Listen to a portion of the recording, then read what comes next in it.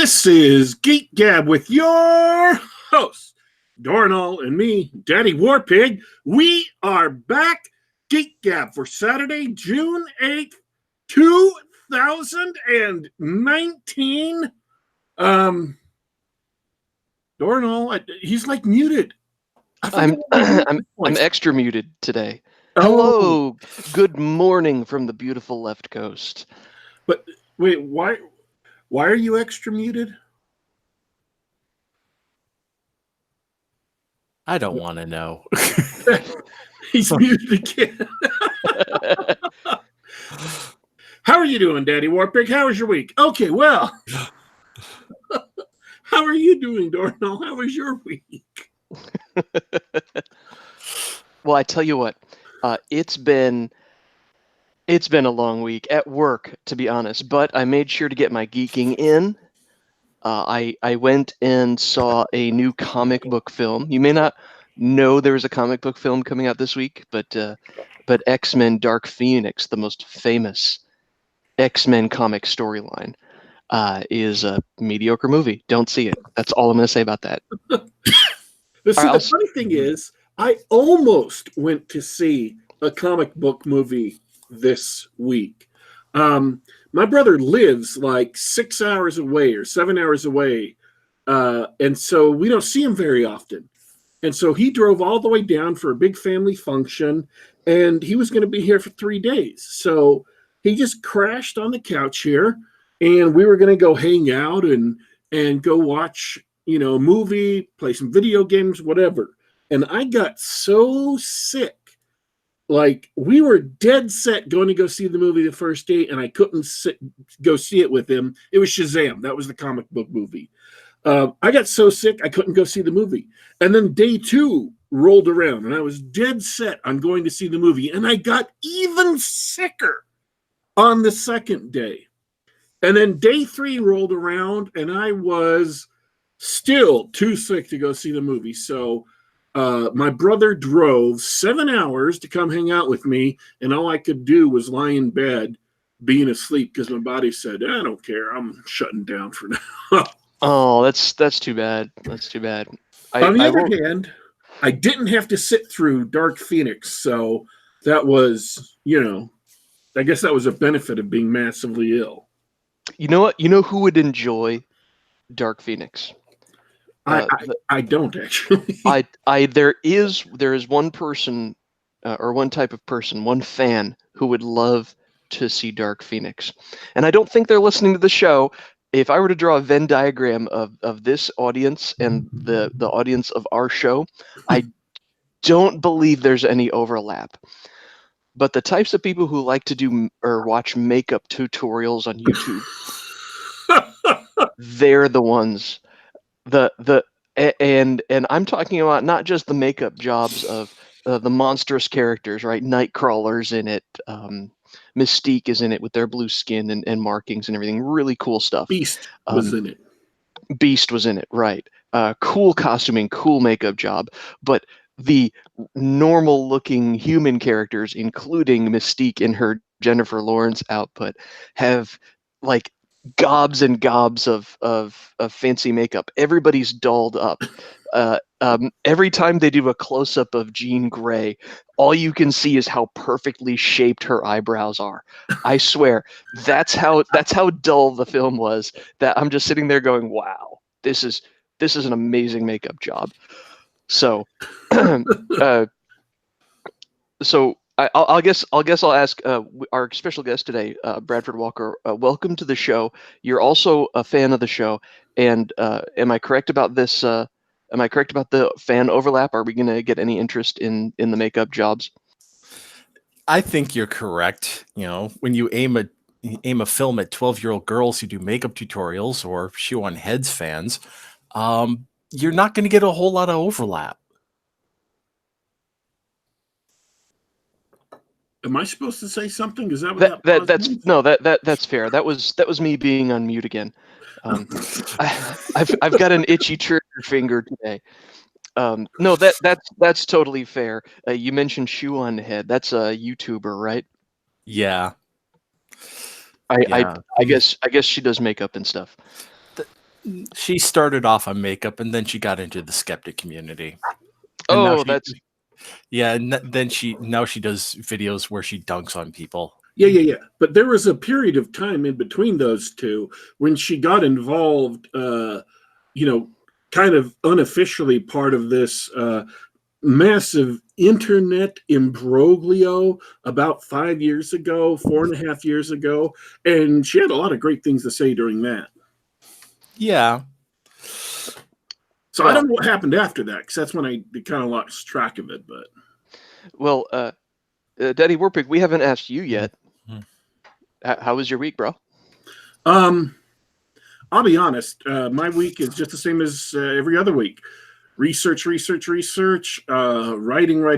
development. And I did, though, some of the development I did was, most of it's been for a long time in world building, and then it went to plotting and characters, and then I danced back and forth between all that stuff. But this last week, I've done a lot of stuff on rules, because some concepts that I've been playing with in my mind, I managed to make them a little bit more, just to improve them, or add a little some other extra elements. So it wouldn't just be one piece of advice in the Game Master Advice chapter, that you could actually get fully 2 whole pieces of advice on how to run a game well. So that's what I've been working on, is coming up with absolutely, at the very least, 2 more. So I did want to talk about that today, because I remember the last time Brad was on the show, we talked about role-playing for quite a lot of it.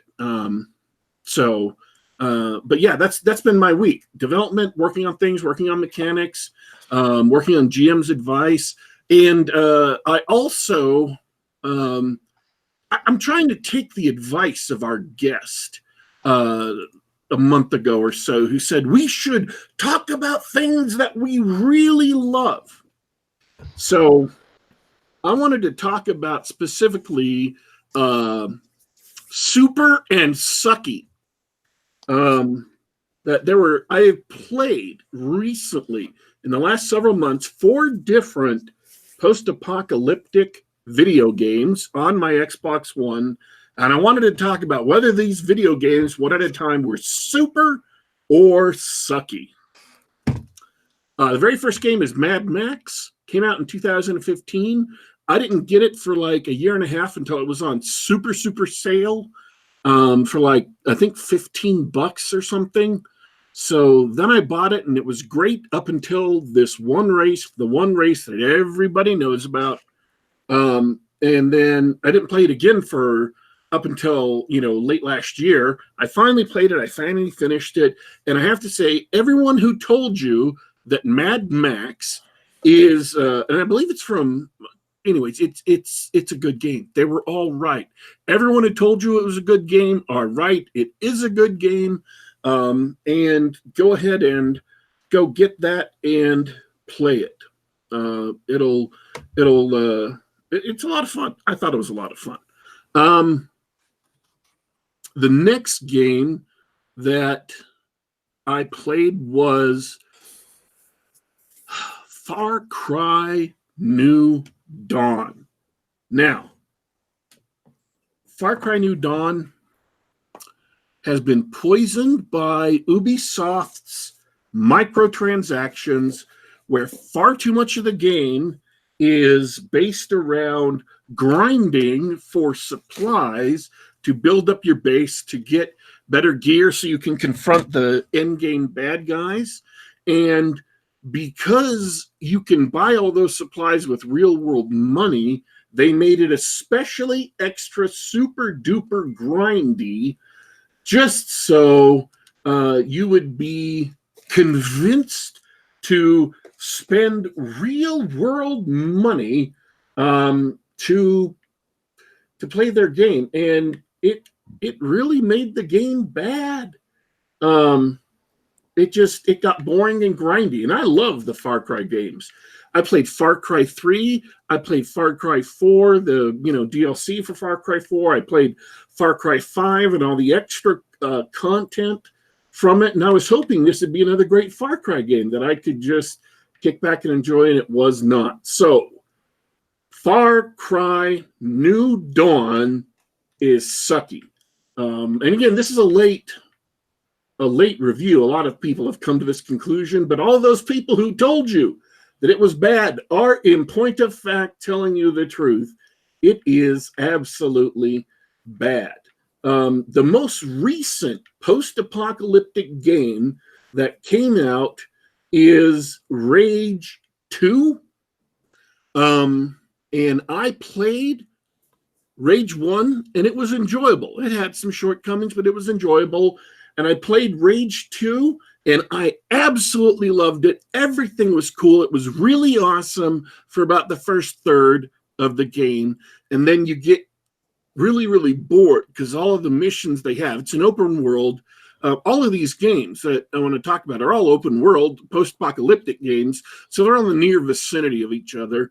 And Rage 2, once you've done all the types of side quests several times, you get bored, and the game's just a grind after that. Now, they didn't have any, microtransaction foolishness or whatever.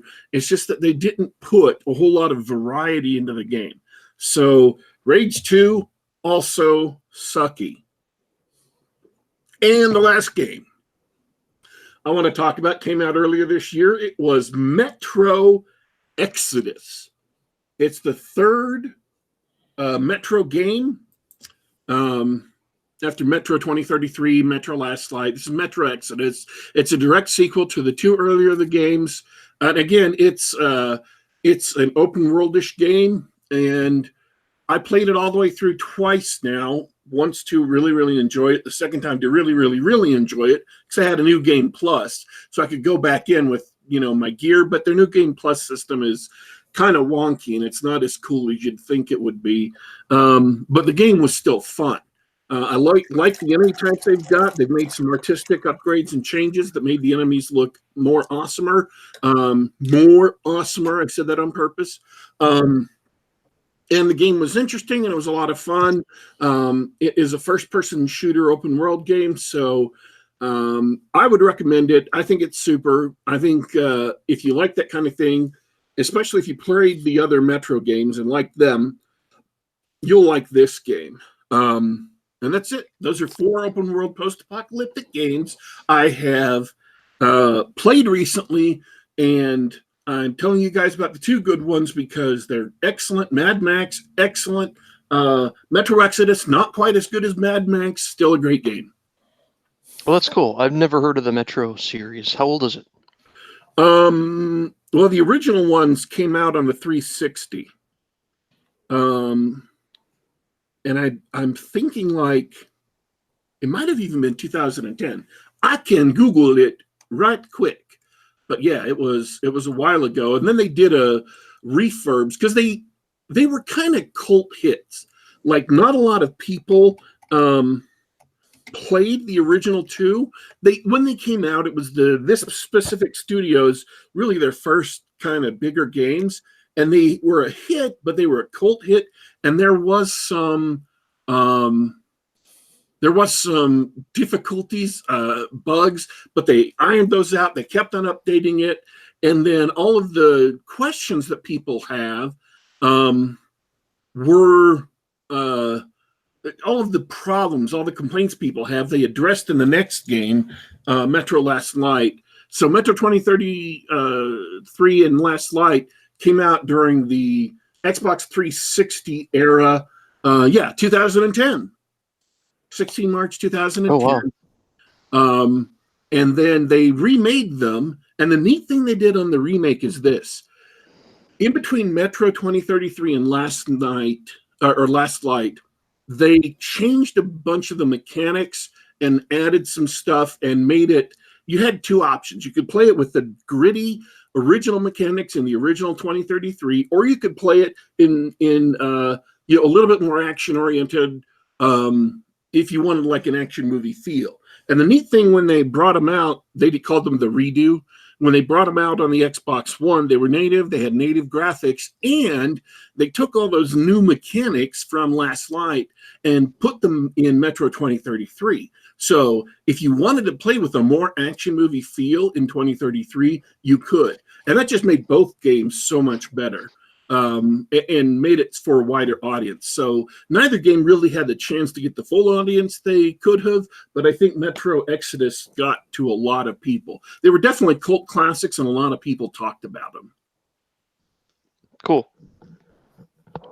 That sounds a lot like Mass Effect and Fallout. Mass Effect, of course, was a little bit more than a cult classic. It was pretty widespread, but from the same era of games, the 360 era. Yes. Hey, so let's talk about Space Knights and stuff, because we brought Brad Walker on the show, and he's written a thing, and it's been out for a couple weeks now, right? A little over a week. That's amazing. I've been reading the ebook version of it, so I'm really excited to hear about it. How's it gone?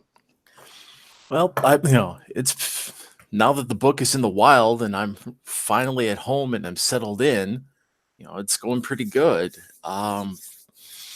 Apart from the usual bureaucratic nightmare that is the medical system, I've been doing just fine, and I'm getting ready to finally get started on book 2.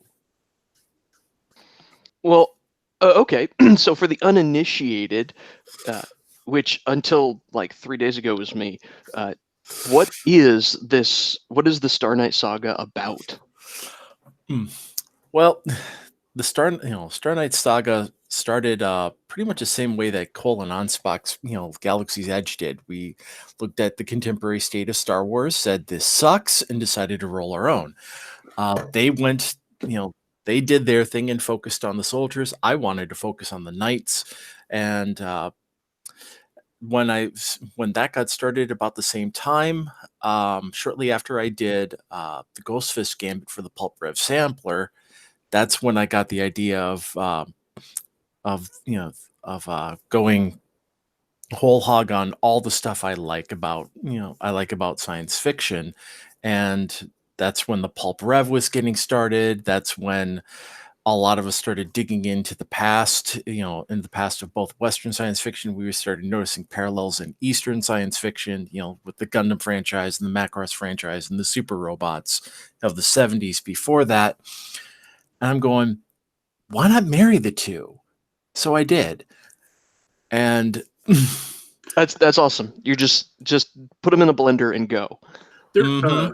There is a whole lot to be said for examining the past of science fiction and fantasy, because it can help illuminate the present in ways you never really considered. And I'm going to make this very, very short. Last week, I got a copy, not a physical copy, of a comic from 1952. It was Our Army at War. It's the same title that eventually gave rise to Sergeant Rock.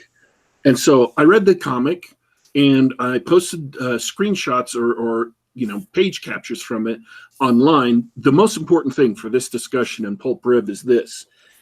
It was a comic with 4 different separate stories in it, set in different theaters of the war, and with different branches of the military. And then it had an actual humorous cartoon, a Sunday cartoon kind of style. But it was clearly a bridge between the pulp magazines and full-fledged comic books, because it did have 4 different stories that shared no common characters or elements. They weren't connected in any way. They were just 4 separate stories. So kind of like pulp magazines had, where you'd have, story by one author, story by another, so on and so forth. And they were imaginative. The stories were imaginative. They were not cliched. Like, I've seen a lot of World War II movies. They were not cliched. They were not what I expected going into the magazine. The art was for the production time pressures prevalent back then, was good. They used the medium of comics itself imaginatively. They weren't always just boring, straight, exactly as you expect it, panels doing the same old thing. And so you came from the pulps, and then through titles like this, that eventually gave rise to the comics we know. And so by going back and looking at some of these things from, after Campbell takes over, you can see where the pulp spirit kind of went into comics like this, and kind of get some vision, kind of glom onto it and say, okay, how can we take this apart and use it in writing stories? Because I think the point of the pulp rev is not to write a pastiche or a copy of old pulp stories. It's kind of a what if. It's like, what if modern science fiction, instead of being built off of Campbell, had been built off of the golden age of fantasy and science fiction, had been built off of, Weird Tales and all these others. And I think that's a great and fruitful way where you can take modern tropes, marry them with the pulp aesthetic, and produce really imaginative works. And it sounds like that's what Brad has been doing. Yep, that's pretty much the case. Yeah. Well, let me say, I felt sorry to interrupt, but as a reader, I want to give you that feedback that the Star Wars influence is evident, because it's clearly not a Star Wars story, but you've brought those elements together so that when you describe a laser sword fight between a hero and a villain, it's vivid, right? Like you know what that's about, and that's based on that grounding in stories of the past, right? You don't have to you don't necessarily have to invent the tropes and things from whole cloth. For which I am very thankful. And the great thing about writing nowadays is that so many companies are in effect just destroying their worlds and turning them into political propaganda and whatnot, that they're just leaving all the good stuff lying around for people who aren't there for the propaganda, for people who aren't there to preach, to come along and pick them up and start making cooler stuff that they've left they call it a market opportunity, right? A competitive opportunity. And so you can make great stuff because people are going to eventually get tired of the trash. And when they do, we will be waiting. Yes. So this was really cool. You've been writing for a long time, Brad. You've written online for years, and you mentioned before the Pulp Rev sampler. But is this your first full-length novel release? This is my first full-length novel release. I like every other novelist out there. I've got a couple that are sitting in the trunk that will probably never see the light of day, but this is the first actual effort I put out, published, put up for sale. Yeah, that's great. Oh, that's quite a milestone. Congratulations. It's cool. Yeah, you put a lot of work into that. How long did it take you to actually finish that? Most of the work was in the pre-write phase, so it's me figuring out what I want to do, how to do it, and all that. Drafting, once I actually started drafting, that's when everything started speeding up. That took about a month to put out the first draft, and then went back and cleaned it up, and then I handed it. By that point, I was ready to hand it off to my editor, Brian Niemeyer. Dragon Award winning and nominee author in his own right, author of the Combat Frame Exceed series and the Soul Cycle series. You're welcome, Brian. And yeah, Brian's awesome. I haven't heard of anyone who's worked with him. We've talked to you and a couple of other authors who's worked with him, and they always have good things to say about him as an editor. Oh, and I have to concur. He is a fantastic editor. He's also a very meticulous editor. When I got my manuscript back, I got the manuscript back from him. There were notations on notations on notations, like several per page, including things that I didn't know about, which is writing conventions for ships, and some of which I had to learn which applied to what I was using and which did not, and combining characters and all of that stuff. So wow. It was quite the learning experience. You know, Brian taught me more about effective writing with one round of editing than I ever got through formal instruction. Wow, that's pretty incredible. And you benefited from his experience also authoring Spaceship Battles. Yeah, because I was reading the first XC book. I was reading the first XC book while I was doing, the final round of rewrites for Reavers. So, I got to actually see what Brian was doing, while I was putting finishing touches on my own work. And at the same time, and I know Brian's been critical about how visually oriented people are when they start writing, trying to emulate other media, and he's right about that. It is what I consider an expected flaw, but nonetheless a flaw, and I need to work on it. But at the same time, I was pulling up stuff off YouTube that I was using as reference material to figure out, okay, this is what I want the reader to notice. How do I put that into words? And I was looking at things like the last two parts of the Gundam Origin series. I was looking at clips from the various Macross television series, Zeta Gundam, the Star Wars films, the good ones. You mean good one? There's one. Well, unfortunately, there's only one. There's only one original trilogy film which has a space battle worth noting, and that's Jedi. But I was looking at the Battle of Yavin for some starfighter stuff. I was looking at Endor for some other more fleet battle oriented stuff.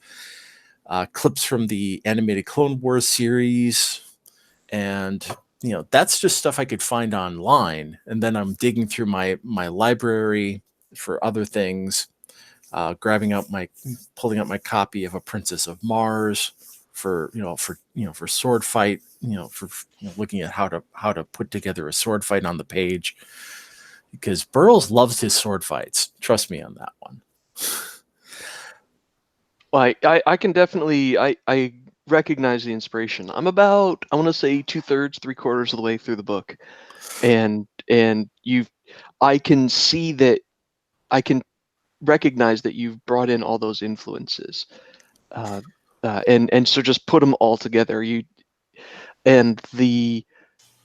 What I wanted to say is, I think that first of all, it's a fun and interesting story.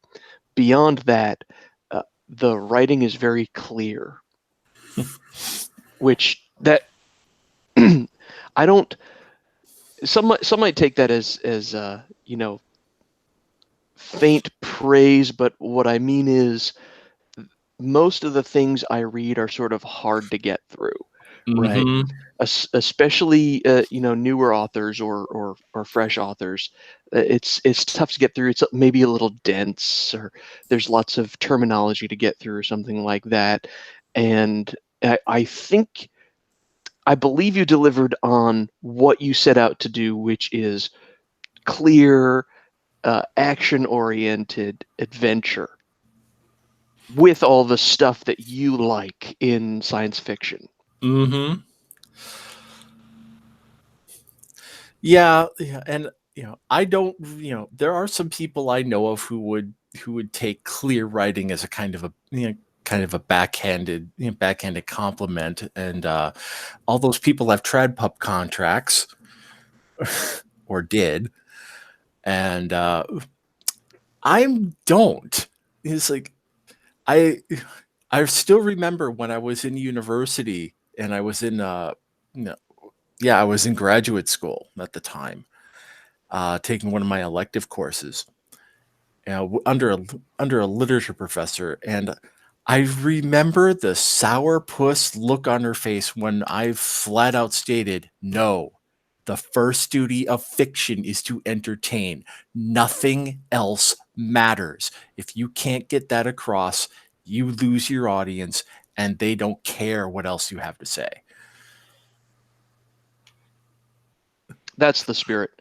Well, I like it so far. I think you're doing a pretty good job, and I am looking forward to seeing the next one. You said that you've already started working on it.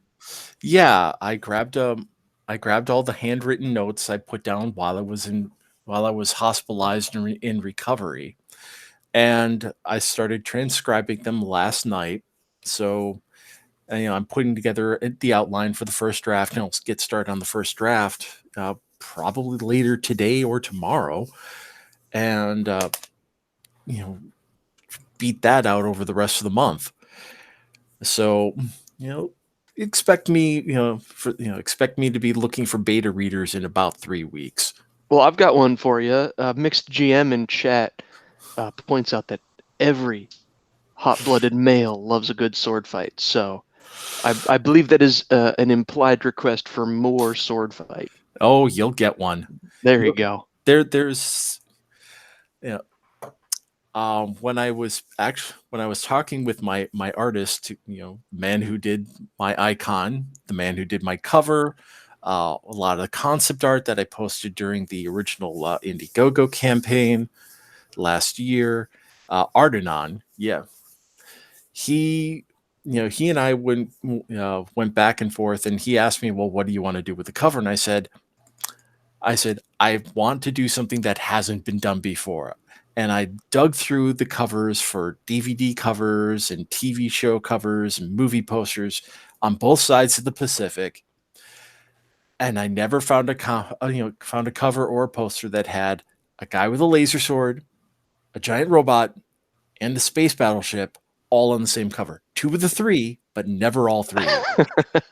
It's the most petty thing I could, I have to admit this is a petty thing, but maybe the sales experts in the audience will tell me otherwise, but that I said it has to have those 3 elements, and there will be on the cover 2 guys with laser swords for book 2, and because one of the centerpieces of book 2, and it's in my outline, is that there is a laser sword fight in free fall over Mars.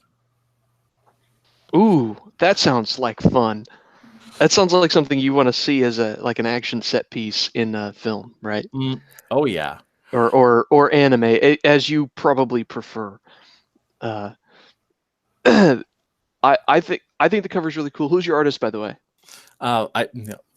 I work with Ardenon. Same, the same. Oh, I should have guessed. Yeah, because of the colors. He you can tell by his colors that it's Ardenon. Mm-hmm. He's doing all the mecha art for Brian Niemeyer's Exceed series as well. Yeah, he did the art for the Build-A-Mech. Yeah, he's fantastic. I have a picture. I have a picture of the Oklahoma on my hard drive that he did. It's colored. I just haven't released it yet, and it is he did some things I wasn't expecting, but I'm gonna go with it because it's really cool. The same thing happened to me when I did the Build-A-Mech with him. We had a conversation with me, Brian, and Ardenon, and he kept coming up with ideas. I just went with them, more or less. I gave him my input too, but every time he said something, it was interesting and it added something to the concepts. I thought that was really great. Mm-hmm. So with Reavers, I set out to do basically, this is my Star Wars. This is my Star Wars with Christian knights and with Christian knights and Christendom in space, instead of the blackjack and the hookers. So, a lot of the historical underpinnings behind galactic Christendom really do find their roots in the medieval period in Europe. So, and some of this is meta, and some of this is actual text. And the fact that Lord Roland is named for and has his persona based on both the historical and the legendary figure, that's deliberate, not only on my part as an author, but in setting, deliberately done by the church to provide an inspirational figure to the people so that they have somebody to rally around. And, Yeah, because you use it as a title, don't you? it's a title. I didn't flesh it. It's not mentioned in the book because I hadn't developed it to this point yet, but there are 12 Star Knights split into two subsets.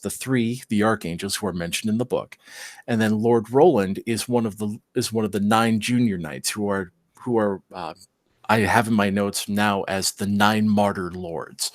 And the theme is that every one of the nine Martyr Lords is supposed to represent somebody, either an actual Christian figure or a noble pagan, who nonetheless suffered and died in some kind of military fashion for the for the faith or for their nation in a manner consistent with Christian principle. And Roland, of course, is from the Song of Roland. The other one I have noted is Galahad, who represents the matter of Britain. And I haven't decided who else sits among the 9 Martyr Lords yet, but I will be fleshing that out over the course of the series. That's a great opportunity. You leave yourself a little window to add new characters as you need to. Oh, that's interesting. And yes, the obvious influence by medieval knights in Christendom is obvious, even in the artwork on the cover. It's not just space armor; it's space medieval knight armor.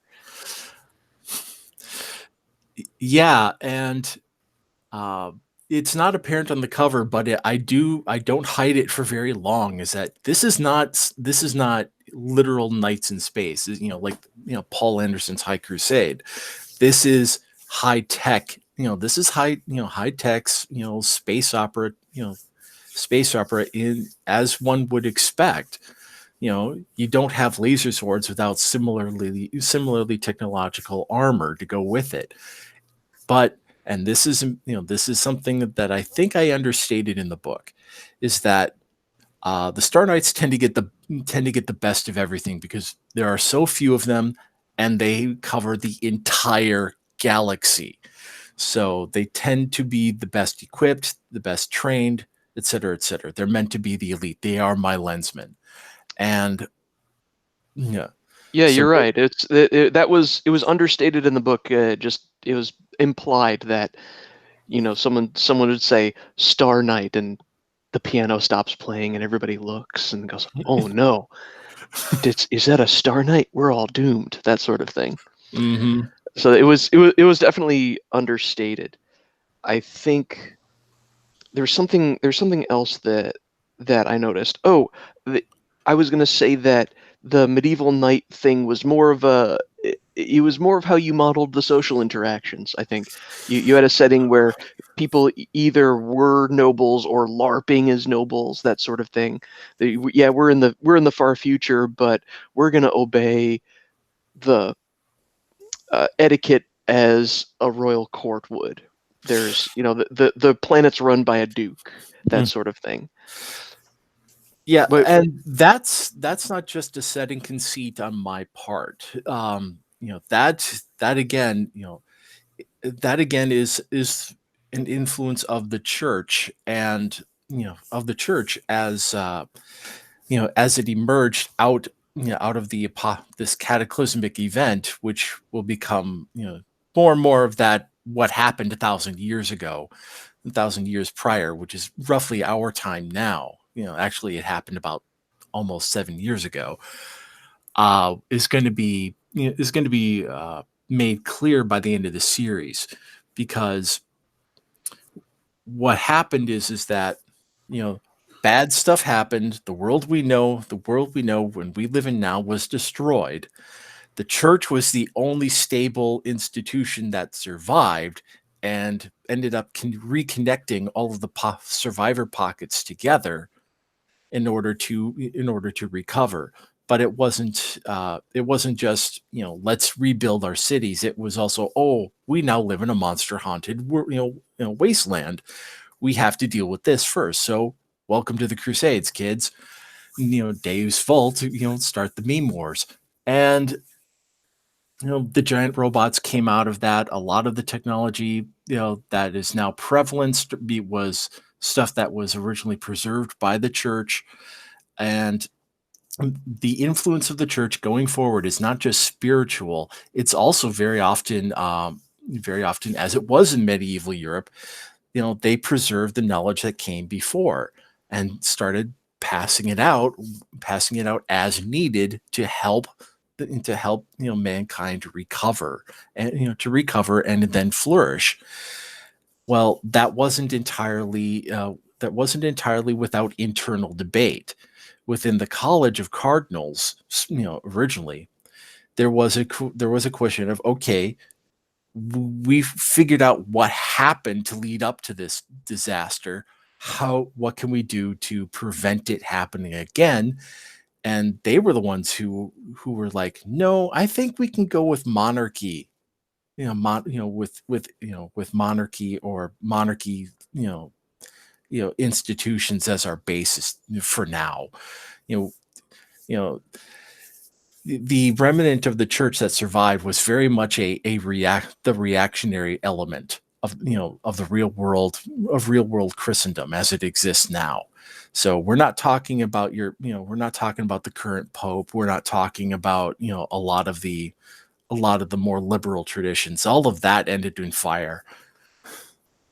So I'm glad you used the word reactionary, because it sounds very much like a neo-reactionary's dream, but it's not an extrapolation of where things are now. It's as if, what would happen if some awful thing happened and we had to press the big reset button? What might come out of that? Is that right? Yeah, pretty much.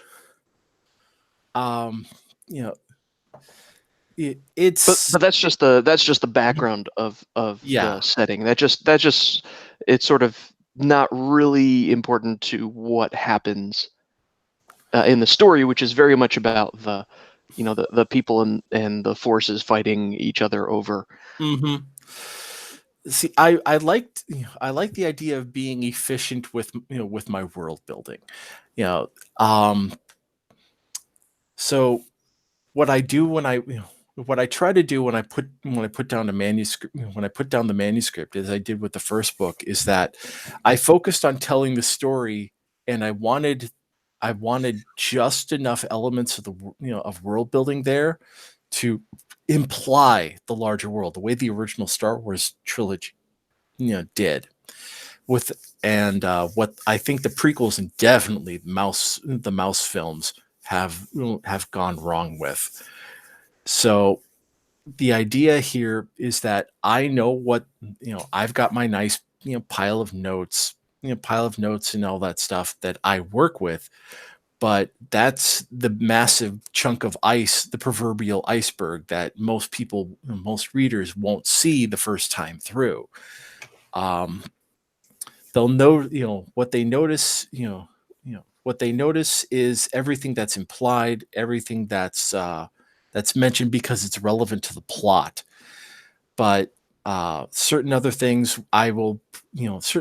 will probably be missed because I only mention it in passing, and I only mention it in passing because it's not relevant to the plot, but it needs to be there for purposes of verisimilitude.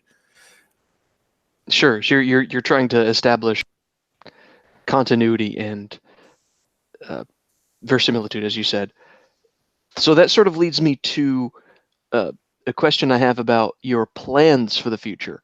You've started this book as the Star Knight Saga Book 1. Are you intending to tell a contained set of stories in this universe, or is this meant to be a long-running setting where you can tell all sorts of stories?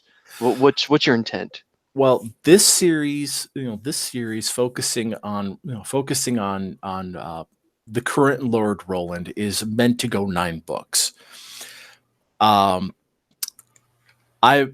haven't even, before I published Reavers, I already had plans for a 10th book where Cretan is the focus of the story, who is currently a 10-year-old boy. This would happen several years later, several years later when he's a squire and he's age 16, and it involves, that came about because I had to answer a question that I knew was going to come up, and the answer to that question was compelling enough to become a story in its own right. So, I'm jotting away at, so that when the time comes, I can go straight from picking up the project to immediately start working on the manuscript by making certain I have an outline ready to go. And that story is going to be different because, one, it's going to be more or less a tragedy.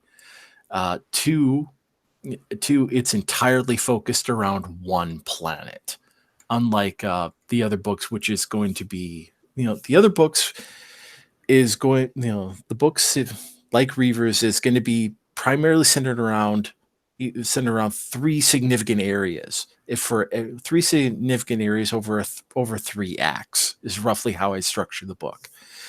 And when I get around to doing this side story, it's going to be focused almost entirely around one place because it's set around a siege. And it's basically it's the basis of that story is the Siege of Vienna, the one that Sabaton sings about. Okay. That's great. I mean, the cool thing about doing such a spacefaring science fiction setting is that you have the freedom to zoom in anytime you need to tell a particular story about a particular place. But it sounds like to me that you've got an open-ended concept. As long as you've got interesting planets and stories to tell in this universe, you're going to keep doing it. Yeah, pretty much. What I figured was the downfall for a lot of franchises, a lot of media franchises, is that they focus too much on one set of characters, and you end up sapping the vitality out of those characters if you tell their stories for too long, because you start running into places where the type of stories that made those characters popular and beloved, those stories run out. And if you keep going back to that well, eventually you're scraping the bottom, and that's when things start going bad. And we see that with Disney doing this with the original trilogy characters. No, the thing to do with that is the way that it's been done in Japan with their big franchises. The Gundam franchise shifts the emphasis from one series to the next, either introducing entirely new casts or bringing back some favorite characters like they did early on with Zeta Gundam, but they introduce new characters who tend to be the focus. The protagonist is a new character. The story's about that guy. And that's managed to keep things pretty fresh for they're going on 40 years for Gundam and almost that long for the Macross franchise. Wow, that's a long time. I have a slightly different perspective. I think many television shows and serial novels have a couple of characters or a cast of characters that are extremely popular, and readers or viewers will tune in week after week, month after month to watch those same characters do that thing. Examples in books might be The Song of Ice and Fire and Anita Blake, or Jim Butcher's Harry Dresden novels, or on TV stuff like Buffy the Vampire Slayer or what have you. That sort of it could be either an ensemble cast like Buffy or a single character thing like Harry Dresden. Actually, Harry Dresden's got an ensemble as well, but I think the point stands. So is it more of a question of knowing when to stop as opposed to not using the same characters over and over again? I think it is. I think there is a point where there's a point where you clearly need to stop.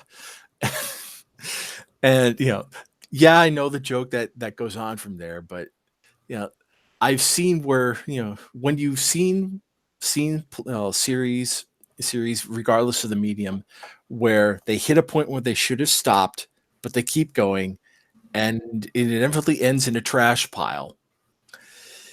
You see that happen over and over and over for like decades on end. You end up noticing a pattern, and at that point you really don't need to do it yourself. You just figure out where you need to stop, you stop, and you move on. Interesting. It'd be great if we had more of that. Someone in the chat mentioned Tarzan, Mega Buster Shepherd. He's really excited about your books, by the way. I noticed. Tarzan's one of those characters who's transcended that. The original Tarzan story had a beginning, middle, end, but Tarzan, the character, doesn't have a beginning, middle, or end. No, he's just a character that you can tell a certain kind of story or certain kinds of stories about, and you just use them whenever you want to write a Tarzan story. There's the character. Just use Tarzan. Mm-hmm. Yeah, and 2080's Judge Dredd has become the similar sort of character, and the way I notice you can get away with that is if at times you use the famous character not as the protagonist, but as the viewpoint character. The viewpoint character, or as the character who moves the plot along. But the story is actually about someone else. And you see that a lot with the Judge Dredd stuff, where they did that with Judge Dredd in the Raid ripoff. That was an homage. Sorry, we'll call it homage. No, the Judge Dredd movie was started and finished and shot before the Raid was. It just happened to be released after it in the United States. Oh, yeah. So who's copying who? Well, in any event, you have the right idea there, because the Carl Urban movie with him as Dredd, besides being the better of the two Dredd films, really did a fantastic job of using Dredd as the point of attention, but not the protagonist. The protagonist was Anderson, and that's the way you can get around the problems of using a character who otherwise has pretty much hit their shelf life. Batman, some of the better Batman serials are use that kind of structure where he's the guy who drives the plot, he's the guy who's in on the action, but it's not about him. It's not, it's about someone else. Sometimes it's actually about the villain. And that's interesting. That's interesting. Sorry to interrupt. Can we digress about that for a second? Because the writers of Batman and other superheroes have attempted to end the character, right? Let's show Bruce Wayne as an old man. He's getting old and slow and fat and that sort of thing. Even in the films with Ben Affleck. And it seems like a mistake. Batman should be one of those eternal characters, such as Tarzan. Mm-hmm. Right? Yeah, and this is the other way you can get around the problem, and this is what Walter B. Gibson did with the Shadow, is that the Shadow has his agents, and sometimes sometimes you can stretch out, structure a story rather such that the agents carry the plot either in whole or in part, and that's another way of getting around the problem of overusing a popular character and wearing out their welcome.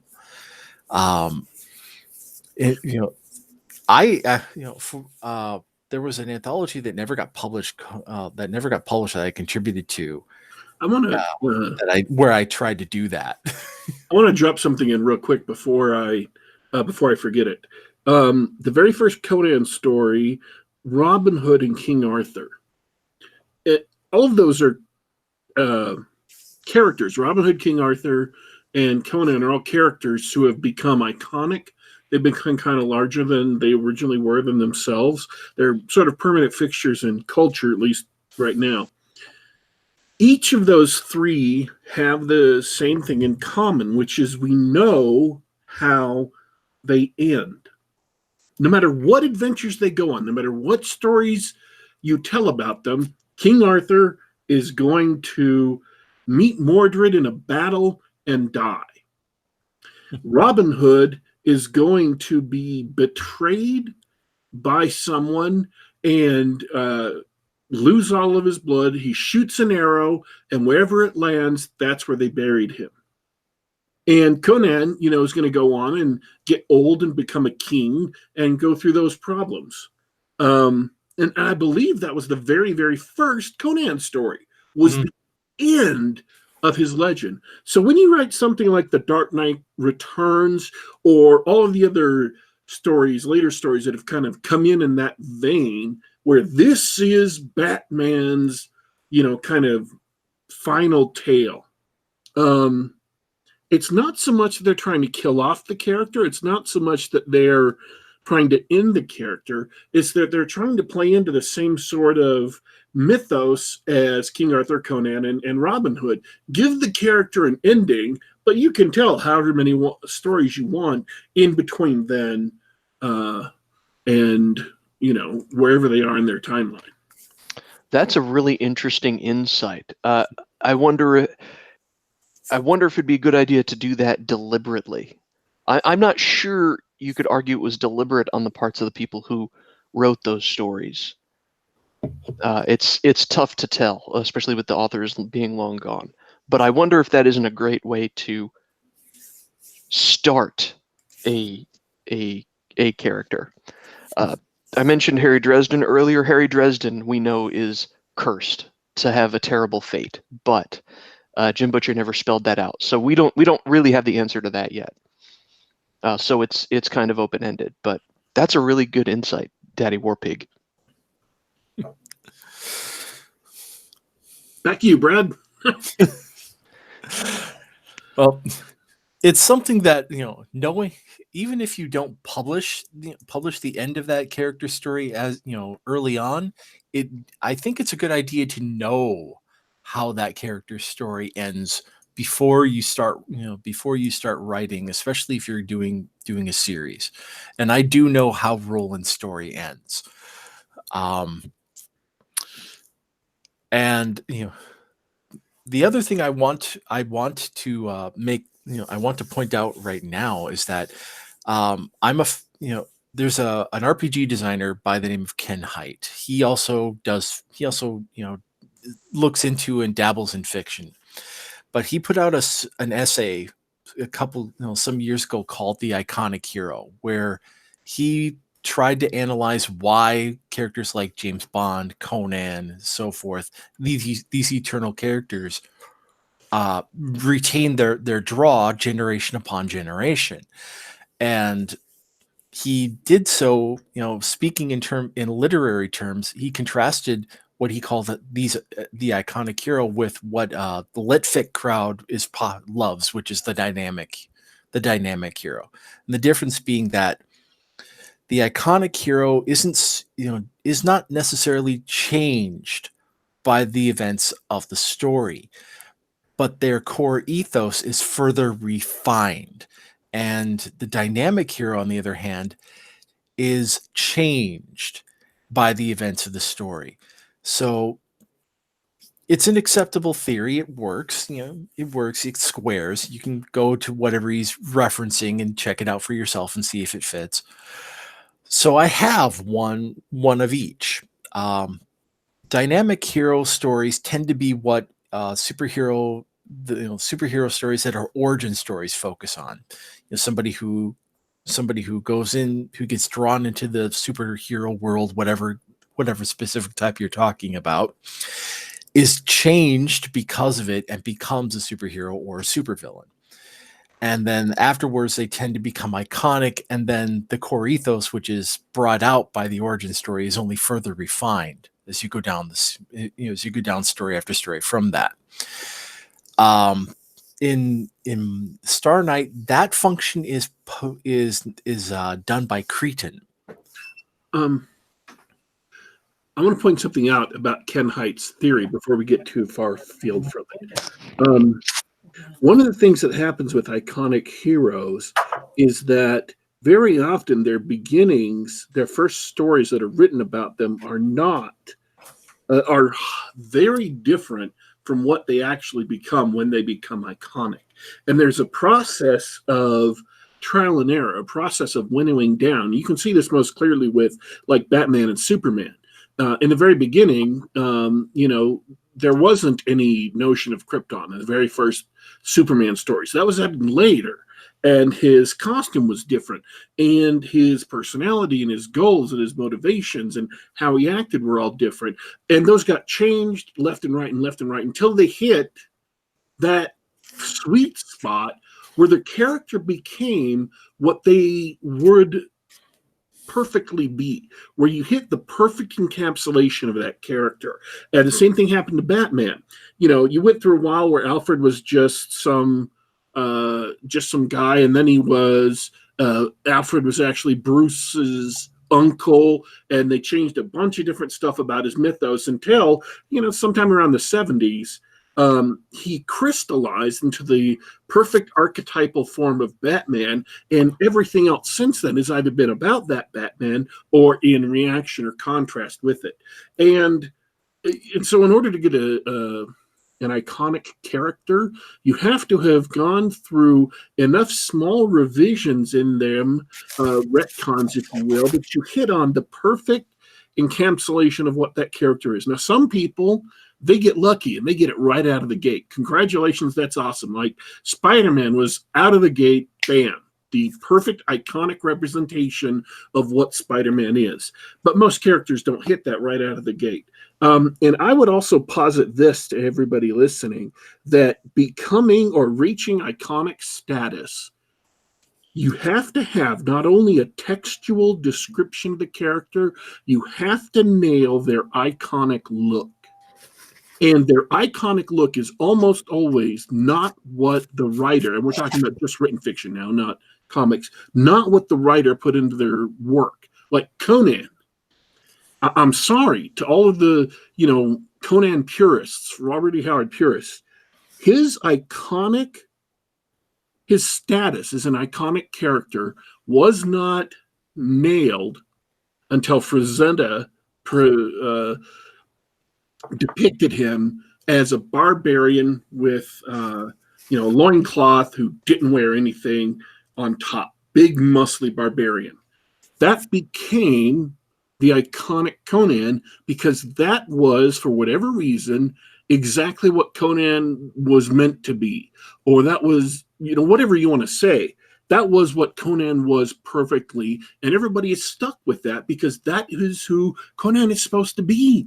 And I don't know why. I can't tell you why different elements are iconic. I don't think anyone can. I don't think it's possible to nail that exactly. But I do know that if you take Justified, the TV show, the main character in Justified, in the stories, he has a much, much smaller hat. But when they went to look at him to put him on television, they realized, no, what he needs is a bigger cowboy hat, and that nails his look. And then you have people like Jim Butcher, and I'm sorry, it's possible Jim Butcher's Dresden doesn't have a hat, but on the cover of all of his books, he has that kind of big hat with the fancy buckles on it. And it's possible that as much as Jim Butcher wants to insist that Dresden doesn't wear a hat, it's possible that that hat is actually truly what you need for that character to become iconic. And so, it may be, I don't know everything about this kind of stuff, but I do know this. Characters do not become eternal and iconic until they have both a strong characterization and a strong visual presence. Like James Bond may wear all kinds of stuff, but the iconic James Bond is the man in a tuxedo with a Walther and black hair with one of his cocktails in his hand, shaken, not stirred. That's the iconic James Bond. However much that did or didn't appear in the books, that's the iconic James Bond. That's who James Bond is supposed to be as a character. So the quest to make a character iconic or to make a character eternal is a quest to winnow down, focus in on those elements that are perfectly apt for what this character should be or needs to be, and then nail that, and also get people to do concept art for it so you can see, yes, that's best, that's not. And maybe you'll get it right, maybe you won't. Maybe somebody will, cover artist for the book will, or maybe a fan artist will come in and do things differently. I don't know. I'm not trying to give you advice on how to do it, but I do know this, that you also see characters who never become iconic because something essential about them, either something needs to be taken away or something needs to be added. And I'm thinking of Cyborg here, who's had like 30 years of publication. DC's Cyborg, who you may have seen in the recent Justice League movie, he isn't iconic yet. He kind of has something missing. There just isn't something that they've put together right, so that character hasn't been able to reach iconic status yet. So once you hit that iconic status, once a character is most perfectly what it's supposed to be, trying to get away from that too far is just going to make an inferior story. So, and I don't know that authors need to get to an iconic status. You can still have a good, productive, profitable career without making all of your characters or even one of your characters reach that iconic status. So don't necessarily worry about that. But you were about to say something about the person in your world who did certain things. I apologize. Well, I set up the story so that over the course of the series, Roland doesn't change much at all, and pretty much what does happen is what is kind of expected for a man of his stature to have happened to him. But the real big life-changing stuff, the I'm transformed because of all of this stuff that I experience kind of character. The one, that's going to be, that's right now, that's Cretan. He starts as a 10-year-old boy. By the end of the series, he's 16. And Cretan is Roland's squire, right? Right now he's a page. He's too young to be a squire. He will be a squire later on. That's part of the reason why right now in Reavers, Roland runs around with his sergeant at arms, who is actually Cretan's father. And right now the function of a squire is more or less split between Sibley, the father, and Cretan, the son, because Cretan is more or less too young to really be doing the kinds of things that an older squire is expected to do for his knight. By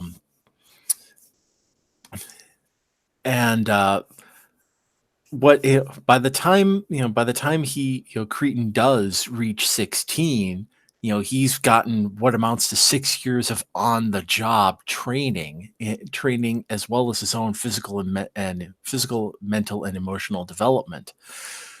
But he doesn't come out of it unscathed. Well, sure, there's space battles and space pirates and alien monsters and stuff, of course. Mm-hmm. And the next book, we actually get to meet Cretan's mother, and Sibley's wife, Henrietta. She's the mistress of the household, and the reason she shows up is because there is a significant amount of time and therefore action at Roland's home, which I mentioned that I put it in the chat earlier and I've posted it on my blogs, is Mont Saint Michel in the Normandy region in France. That's been the seat, the physical seat, the residency and home base for the seat of Roland, for some time. And Galahad's seat is the sister site across the channel. Yeah. So Cool. Well, there's some other funny stuff that happens in the book too. You don't really take a comedic tone. It's fun, it's adventurous, but it's not very uh, and it's not heavy, but it's also not meant to be as a comedy either. But I had to laugh at the beginning of the book. I know this is coming from way out from left field, but I think in the first or second chapter, when you introduce Roland, the first thing he does is put the space princess on thought patrol. Like that was a deliberate decision, wasn't it? yes, it was. It was a deliberate decision, but it also, when he's effectively a military man, and he's out there on military business. So, and this is not the first time he's had a very beautiful and woman, throw herself at him, and he doesn't have time for this. It's actually a pretty funny scene because she thinks up a ruse to get near him. She's like, "Oh wow, this is the famous Space Knight. Yeah, he's a real hunk. I'm gonna go chat him up." And he's like, "Space Princess, I'm here to protect you from certain danger. I don't need none of this." It's actually pretty funny. So is that the begone thought moment there? Exactly. He's like, I'm here to protect you and this planet from an attack. So I don't have time for your business. Now, which is why you haven't finished the book, have you? No, I'm in middle of a very exciting, massive space battle, and they're about to bring out the big guns again. So I'm at about what I hope is the best part, and it's been fun so far. It's been lots of shooting and space action and so on. Okay, so, well, I won't spoil the end, the ending, but it's Gabriella is, my heroine is, she's sheltered, she's naive, but she's not stupid. That's something I really hate: stupid heroes and stupid villains. People who are not quick on the upkeep and don't adapt very well. I basically hate idiot balls, so I try to avoid them. Oh, I see Brian's in the chat. Hi, Brian. Yeah, so when Gabriella gets her time to shine, and this does not go unnoticed. That's great. Yeah, no, and that's good. You've established that too. It's very much in the vein of Princess Leia, right? Like, here's your space princess. She's in danger. She's been spoiler. She's been captured by someone much more powerful than her, but she keeps her wits about her. She does what she can to try to escape or improve her situation, or get help. That sort of thing. It's nice and refreshing. We don't need. We can have an amazing, fun, interesting, strong space princess without falling into either the helpless damsel hole or the action girl hole. That doesn't seem like it's too hard to navigate between those two holes, but so many writers leap willingly into one of them. Yeah. And your character doesn't do that, and I like that. No, she's capable. She's capable in her own. She's capable without being. Let's put it this way: Brie Larson would not approve, which is a good thing.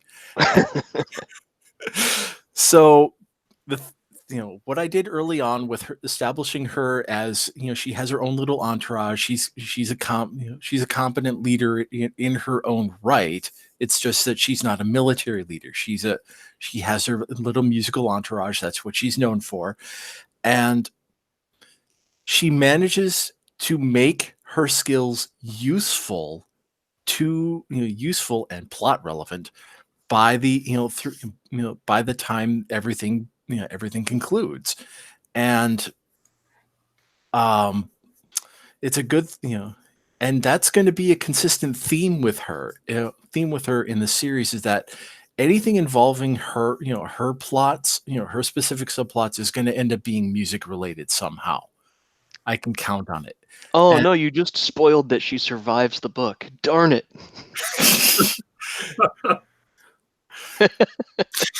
Oh, darn.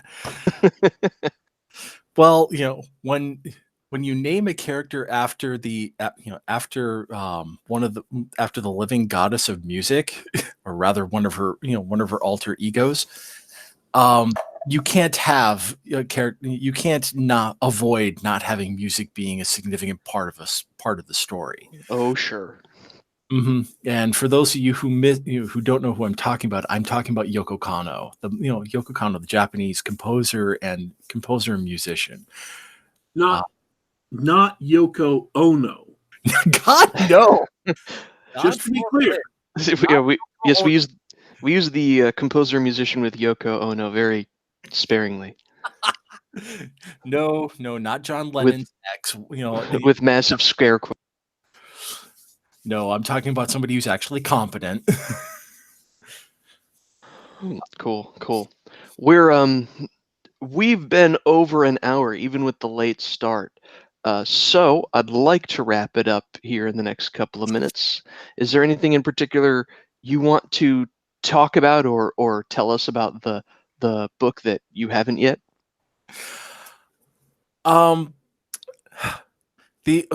Besides some of the other, besides a lot of the other Easter eggs I've sprinkled throughout the manuscript, some of which are more going to be more relevant to some readers than others.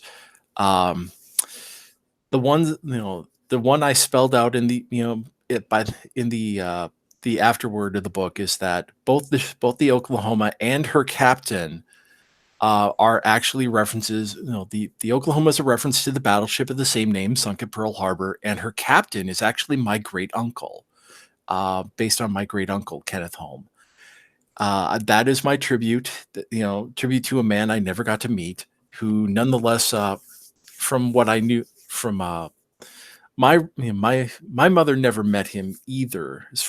I don't think she did, but her older siblings did know him, and from what I've gathered, he was actually a pretty great guy. He was a pretty good guy, career sailor. Unfortunately, not an officer. He was a seaman, but that was a little something that I put in for my family. Is made the Oklahoma and her captain like that. The other is that Zuzu the Painbringer is actually based on my main character in World of Warcraft. Cool. Well, that was a really sweet thing to do for your family. I'm sure they appreciate it.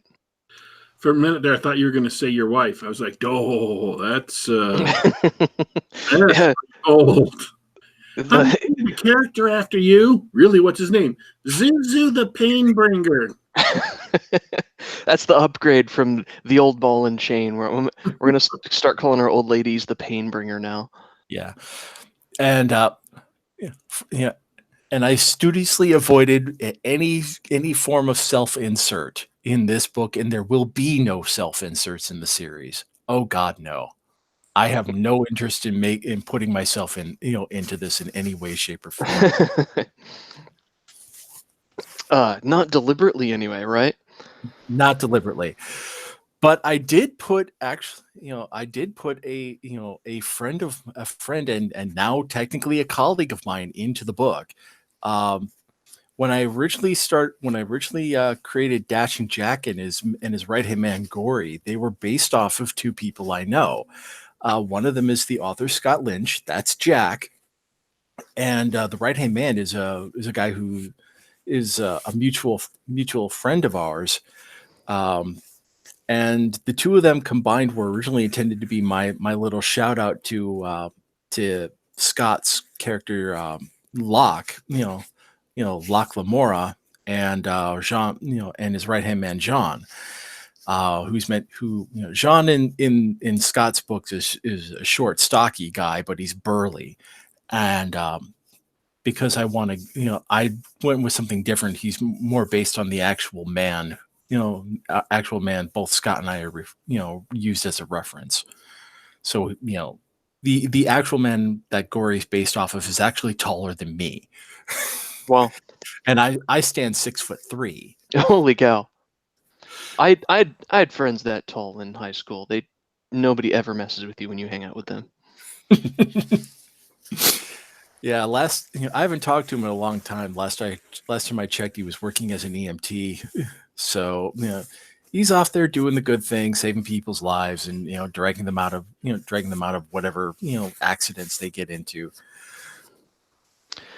Good for him, really. That sort of talking about the Easter eggs and characters reminded me of something. Are you going to do another crowdfund campaign for your future books? And if so, are we going to get to build mechs and characters like Brian? Yeah, I gotta say, I'm addicted to it. I'm going to do another Indiegogo campaign. I don't know exactly when. But I will be doing it. I'll probably be doing it before the end of the year. And having seen how well it worked for Brian, yeah, I'm going to do it. I'm going to put in build a mech, probably build a ship too. Oh yeah, I'm in. That sounds good. And I'm, just actually now that I'm thinking about it, I'm going to put in one option, one build a widget option that is going to be, I want to see just how many people out there have more, are either far more disposable income than I think, because there's build a mech, build a ship, and then there's build a space fortress. Oh, I want to build a space fortress. Yeah, but that one I'm probably going to make a really big premium. Let's see if anybody wants to do that. That'd be cool. Mm-hmm. So yeah, I don't know exactly. Like I said, I don't know exactly when I'm going to do it. Considering I'm just getting started on book 2, and I haven't even released the paperback version of Reavers yet. And being effectively laid up for 4 months didn't do me any favors. But no, and we haven't talked about that. Your release was delayed because you were in the hospital for 4 months. Mm-hmm. And you haven't really talked that much about it. And if you don't want to go into any details, that's fine. But it sounds like you were in a really tough situation for a long time. It turns out I was an undiagnosed diabetic, and oh no, yeah, I was an undiagnosed diabetic. I didn't know, and I got I had I had an infection on the underside of one of my feet, and it went bad.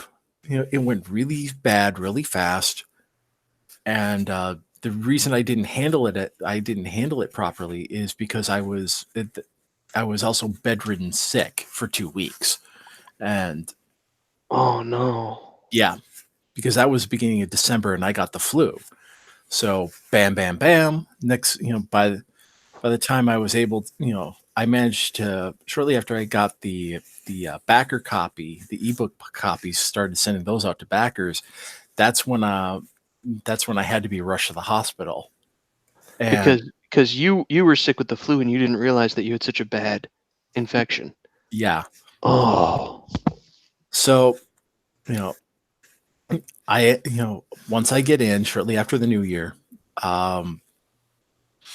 they within an hour I was in the emergency room, and a couple hours later I woke up and they had to amputate. Oh no. Yeah. So I wasn't actually in the hospital proper very long. I was there for 10 days, but most of those 4 months were spent in a rehab facility. Oh, I see. Right, because you have to rehab is a big part of that happening. Yeah. I actually recovered. I recovered actually pretty fast.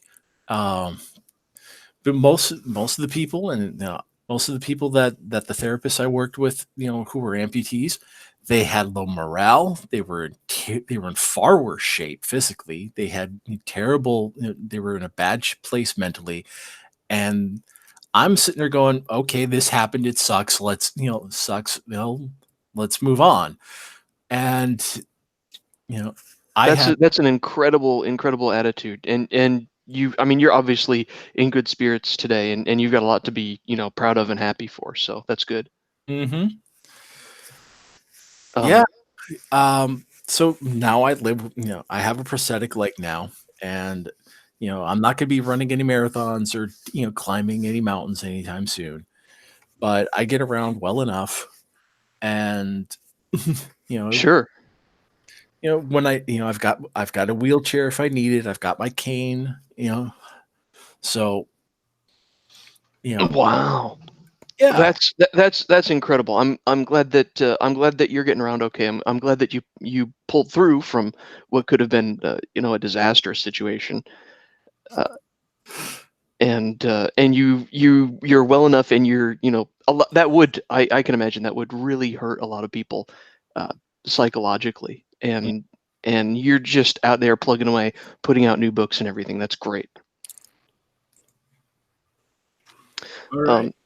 Cool. Yeah. Well, thanks so much for coming on. It's been great talking to you again. I'm so happy that you got your book out. I'm almost finished with it, and I'm really looking forward to hearing about the next one to come out.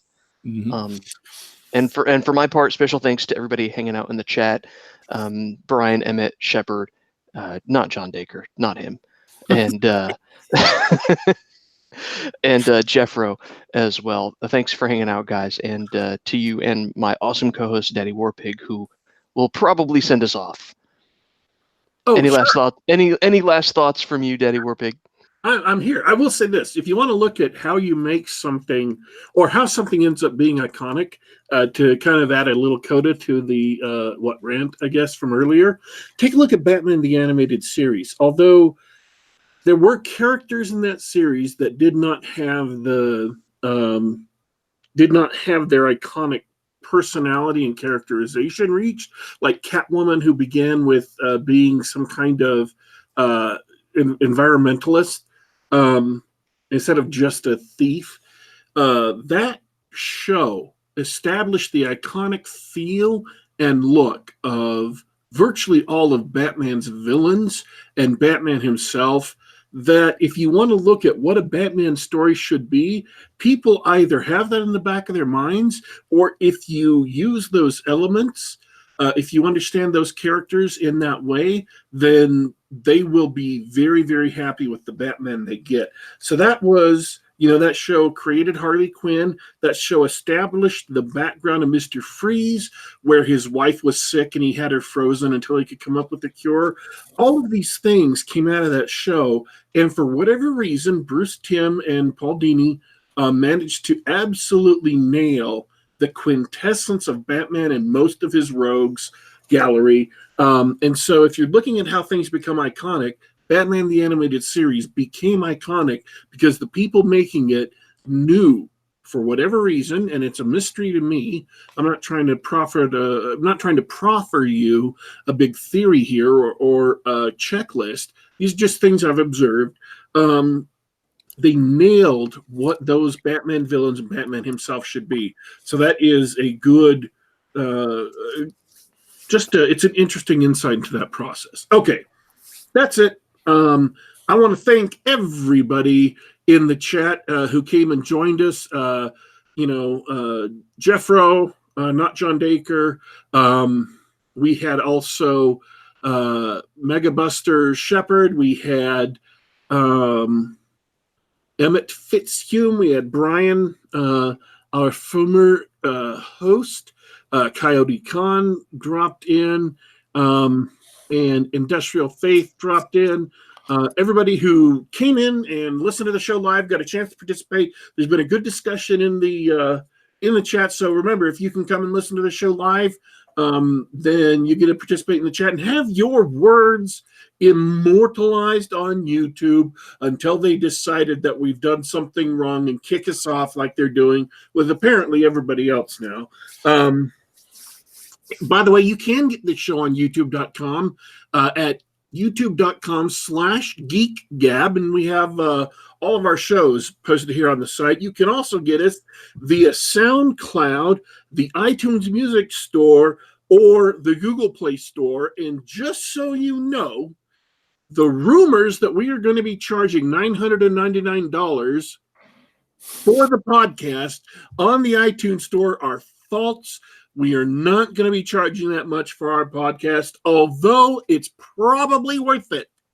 I want to thank everybody for tuning into the show today. Thank everybody who will be in the future tuning into the show and is listening to it.